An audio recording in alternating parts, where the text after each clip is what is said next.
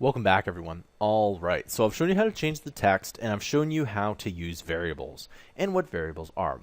The one thing we need to do is take in input from the user. Now, this is pretty much what computer programming is. You take input and you do something with it. So it reacts to the input that is in the computer, and it's actually fairly simple. So what we need to do is you need to just type in input. And it's pretty simple. Just type in input like this. And you'll notice that an input box comes up like this, and you can type in whatever text you want there. But we do need to type in a couple of the things. We need to type in the word type, and you can put in just text like this. And this way, it will only take in text. So remember how I told you there was integers, strings, and booleans, and all these different kinds of variables. In this input box, we're just going to be taking in text. And the reason why this is important is that if you ever want to add numbers together, you do have to take in a different kind. All right? The second thing we need to do is need to add in an ID. So we're going to go ID equals, and then add those two apostrophes there. And we'll go change user text. Okay? So we'll just go ahead and we'll do that here. Now, what we need to do is, what will happen is that once we go ahead and put in some text here, we need to find this ID here. Now, I'm just going to go to the JavaScript here. Now, you might be thinking that we could just add in another document.getElementID, etc. But we can't exactly do it like that. Okay? We need to add in another variable here. Okay? And we're going to just add in a var.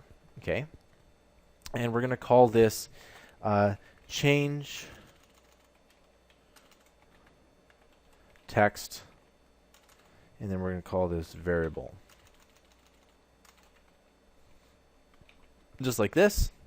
And then what we need to do is we're going to go to document.getElement by ID. All right, and then what we're going to do is we're going to use this exact same ID, which is change user text, and I'm just going to copy and paste it in there. Make sure there's no spaces in between. For example, if you see that there's a space in here, you definitely do not want that. Okay, and we'll just go ahead and close that off there. And the only other thing you need to do is type in .value. Okay, so now change text variable is now equal to whatever we put in there. Okay? The only thing we need to do is put in, see where this equal signs is? We need to just type in change text variable. And if you want to copy and paste that, you're more than welcome to. You can double click it and you can see the box shows around that, meaning that it does work. So if we go change the text, it doesn't do anything. But if we do, in this case, let's change it to a name like awesome. And we'll go change the text. It changes it to awesome. And we can go to awesome 5. And you can see it goes to awesome 5. And we can say is we change the text. Just like that. And there we go. That's all it is. So what we had to do is we had to set up a variable that took this in here.